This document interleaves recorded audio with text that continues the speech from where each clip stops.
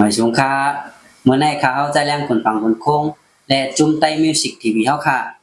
ได้พิมพ์บอกผู้ห้องการไต้ก่อนหนึ่งเข้ามาในรายการไต้มิวสิกทีวีเฮาค่ะเปิดตาเตมาอุกโอ้ลองตั้งอยากผึดเขาแหละลองการป้ายมอนตาเตไรฮู้ลองการป้ายมอนมานำเหลือนั่นไหนเขาขามาต้องถามเขาด้วยเนาะเขาเข้ามาในการป้ายมอนเยี่ยวกลางใจเขาเป็นเจ้งหือย้อนสังแลเขาใครเป็นผู้ห้องความนะข้ายุ่งย้ำว่าผู้ห้องความไต้ก็ไหนตีเป็นตีถูกใจสาวๆเขาหลายๆก็อยู่ค่ะเนาะเขาขามาต้องถามเขาด้วยค่ะ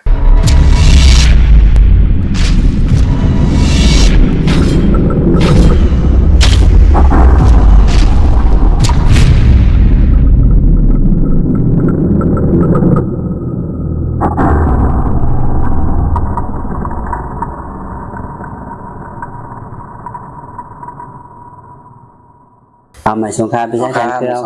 ค่ะความอันออกอันตึกออกในค่ะเนาะจื่อความบ่ค่ะนั่นค่ะความมันตึกออกกว่าในตื้นระยานนี่ค่ะเนาะตื้นระยานนะครับเขาคือมันไม่พวกเขามันย้อนสั่งแลเตรียมเป็นมาความตื้นระยานนี่ค่ะเนาะย้อนสั่งในอะไรเป็นมาความตื้นระยานในเหมือนตั้งโคนเฮาน่ะบ่ใหญ่มาจอมอายุอาศัยก็เป็นก็ฮักก็แป้งอันนั้นนะเฮาว่าเฮ็ดเป็นก็แป้งให้แล้วก็วันหนึ่งมาก็มันก็เลยผลัดกันไปกว่าอยู่ก็ตีก็เมืองให้แล้วก็ไหว้ก็อยู่ก็ตีก็เมืองกับในก็มีดังคุกจะเลยใครใจถึงเป็นมิมโยให้แล้วก็จังได๋แต้มออกเป็นความมาซั่นเนาะครับเกี่ยวกับต้องตรวจพบนั่นน่ะเนาะว่าครับยอก็ลองการเรียนเรื่องในออกมาใน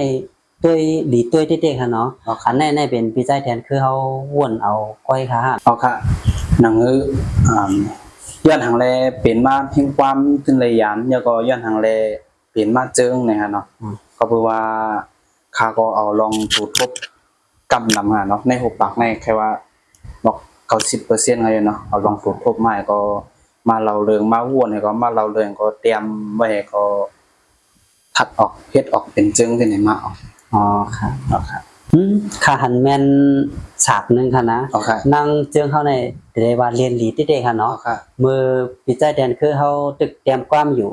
นั่งเจิงเฮาห้องมากินเขาจังนั้นแล้วก็นั่งเจิงเฮาไว้นาในได้ว่าเรียนลีเรียนแคมป์เต้ๆค่ะเนาะถึงเจอเต้ๆค่ะแล้วก็แล้วก็นั่งเจิงเฮาอะไรก็18เตรียมอันพี่ใจแทนคือเฮาตึกเตรียมความหมดในเฮ็ดจังอะไรเปลี่ยนมาจังนั้นค่ะตรงนั้นฮะเนาะครับพี่น้องฮะมันเป็นจังไหนมื้อพองนั้นข้าก็ซ้ำตึกเตรียมความนั่นเนาะตึกเตรียมความตื้นระยะนั่นคั่นนี่ตื้นระยะนี่ก็ในทำเมียนฟังตึกไปกินข้าวกันครับเพราะว่ากินข้าววันกันงานเนาะฉะนั้นก็นางเจิงในหางเฮียนเขาพักมื้อค่ะซ้ำตึกเตรียมความวาสนาคนเตรียมความงานนะฉะนั้นนี่ก็นางเจิงซ้ำต้องไม่เข้างานเนาะต้องให้เขาก็ฟังค่ะเฮ้ยสูมากินข้าวแลนี่จังสิเป็นงานเนาะแล้วก็ค่ะซ้ำว่าเฮาไปตั้นสู่กินท่าก่อนแล้วเฮาเตรียมความไปเย้างานเนาะเห็นฉะนั้นก็นางเจิงในเพื่อนปืนติดแล้วเป็นต้องไม่เข้านั่นน่ะนะคนอาวุธต้องไม่เข้ามันก็ใจคึกพักงานเนาะใช่ค่ะนี่นั่นก็เขาก็กว่าแฮเหมือนเรียกว่าสูแน่สนใจเฮาสังสิ่งให้นั่นน่ะเนาะแล้วก็กลุ่มเตรียมความไว้เนี่ยก็เอาเจนั่นฉีกไปแล้วก็เฮ็ดจอมอารมณ์ของนั่นน่ะนะเฮ็ดจอมอารมณ์ให้ก็ถึงบันให้ไหนก็ในใจในเด็ดๆมาวนว่ามาวนเอากรรมเฮาในเลยว่าสนใจก่อนเฮาฮักก็อันอยู่หิมค้างเฮาให้ลุ่มลาดไปถึงเฮาเนี่ยมันในใจในวนจังมากเพราะฉะนั้นก็ขึ้นไปเอาไม้ก็ขึ้นมายุ่มโคราชต่อกันค่อยกะเขาได้ใจรับงานนะเขาก็จะรับก็เอานัดถึงนั่งก็สิ่งไรหานั้นครับค่ะเป็นนั้นครับค่ะอันเป็นย้อนสั่งแลพี่ใจแทนคือเฮาได้ตั้งชื่อว่าความบาดตื้นระยานนะครับเนาะค่ะชื่อความตื้นระยานในมาตีมันมีนางหายนั่นก็น้องเขาแทงก้อนะเนาะก็เขาก็ร่วมมาแหเขาก็เลือกซ้ำกว่าหันเนี่ยก็กว่ายุบก็เอาขึ้นมานั่นก็ทำมาเป็นสังเจ็บทีไรเนี่ยก็เอาขึ้นมาก็เลือกอำเลยนางเจืองสมหารอย่างนั้นเนี่ยมาหาเนี่ยก็ลูกตีไก่สีซ้ำหานั่นเนาะหันเนี่ยก็กำเนิดก่อนเนาะฮักในสังสิงฮิตพ ฮอกเซตจ๋าเนี่ยเนาะ อ๋อค่ะ ปกติวนพิษนะครับโย อืม แล้วก็เอาใจลำแล้วก็เรียนออกกับเป็ด อ๋อ นี่นะครับเรียนออกกับเป็ดก็ในคาวก็ทำขึ้นลำจอมหลังลำจอมหลังก็คือเราหาเนาะนี่ อ๋อเขาก็หายไปให้นั่นนะ ใช่ ครับ มือหาจอมพองในมือหาตีนเฮายามเด็ดติ่งจอมกันสังโจจอมกันตัวนะเนาะก็อันนี้ก็ก็เลยยานกันกว่าเป็ดนี่นะ อ๋อแล้วก็เลยเปลี่ยนมาว่าตื้นระยานนะครับ เป็นระยานใจ อ๋อครับพี่ใจทันคือเขาเอ่อขับไม้เพลงใหม่ในจ่องตึกมีอยู่ค่ะอันที่ปล่อยมาเป็นพี่น้องเขาทำเพลงใหม่นะครับจ่องหางจ่องไรหางแฮนไว้อยู่ค่ะ เอาค่ะเกี่ยวกับลองเพลงใหม่แน่ในใจในคอจอมเลยวัสนาได้ก็ใครเฮ็ดอันใครเฮ็ดได้นำหนังฮะนะนี่หลายโห ครับ ไว้กา1 ปีในวนว่าติออก1ปุก2ปุกนี่ก็เป็นแค่นอยู่ไว้กามีไว้มีไว้การทางเฮียนอยู่ อ๋อ ครับ ค่ะ มีการทางเฮียนไว้อยู่อย่างว่าตัวเงาลายเหแล้วก็ตัว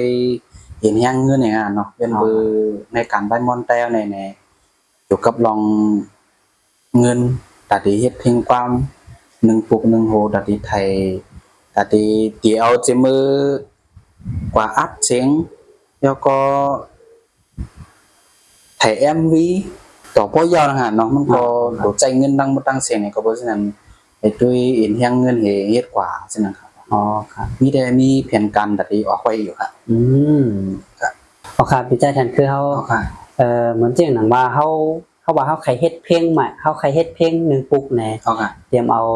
การเฮ็ดเพลงถึงตัวป้อยาวป้าถ่ายเตรียมถ่าย MV ใช่ไหมคะเนี่ยเฮาว่าติเสียง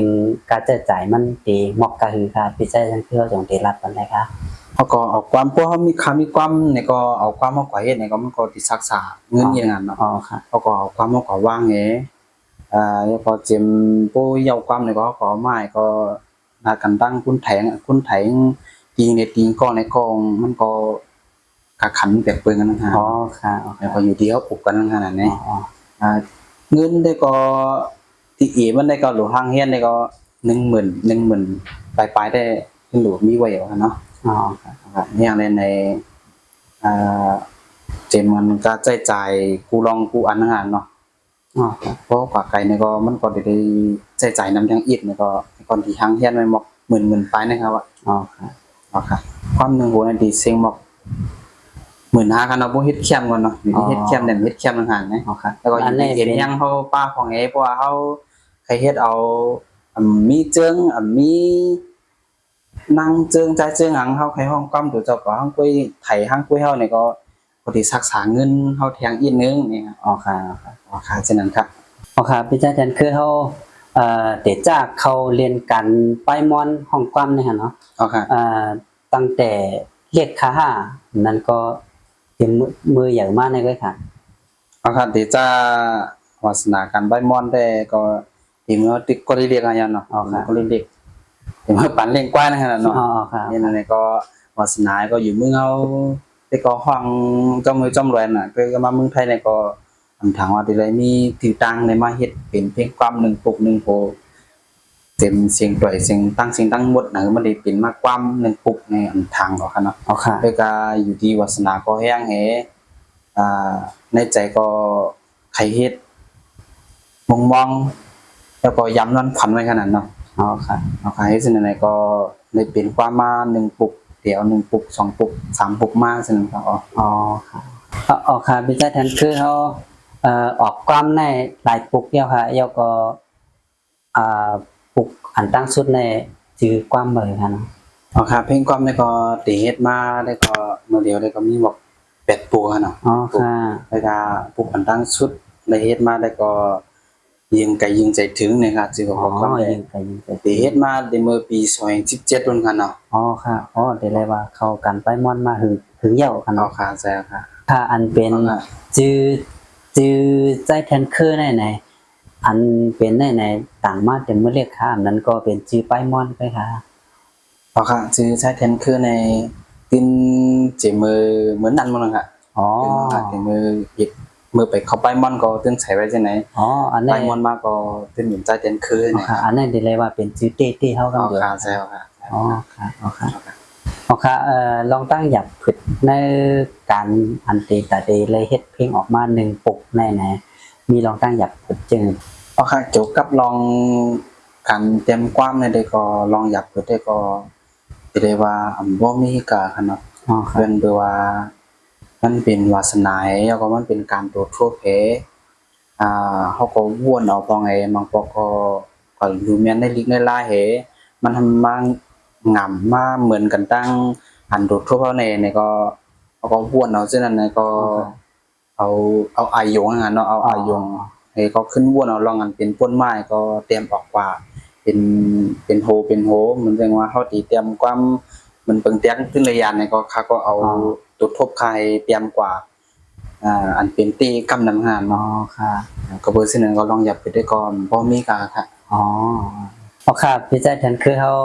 ค่ะเราบ่ทันได้แน่มันเจ้งหนังว่าจ่องรอดแล้วอยู่ค่า5นี่ค่ะค่ะลองส่วนตัวได้เล่นเนาะนายเฮ็ดได้ก็มีค่ะอ๋อ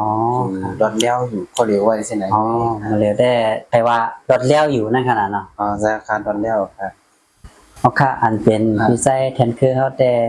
ก็ออกความเยี่ยวกับหลายๆหัวนั่นขนาดเนาะอ๋อค่ะอันเป็นหนังคือว่า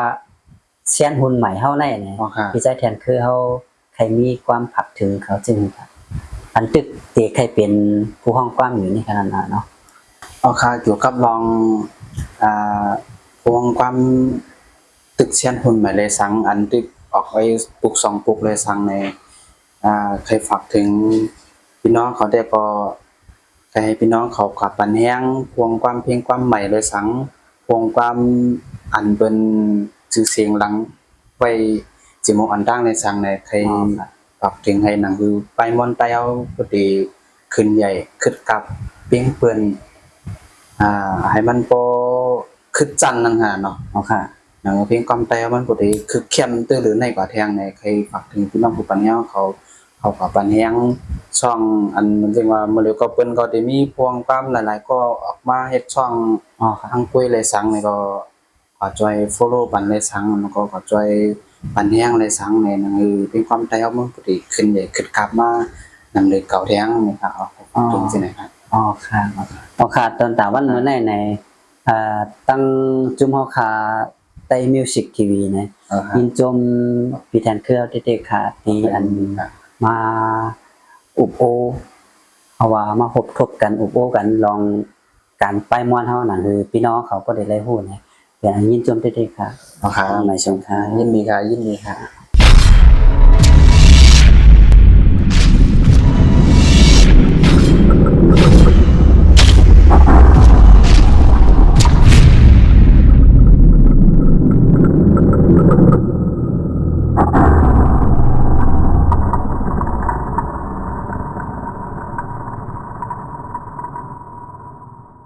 เอาค่ะพี่น้องเขาค่ะเพราะว่าพี่น้องเขาใครปันแห้งผู้ห้องความเฮาไหนมันจึงหนังว่าผู้ห้องความแต่แทนคือเฮาไหนก็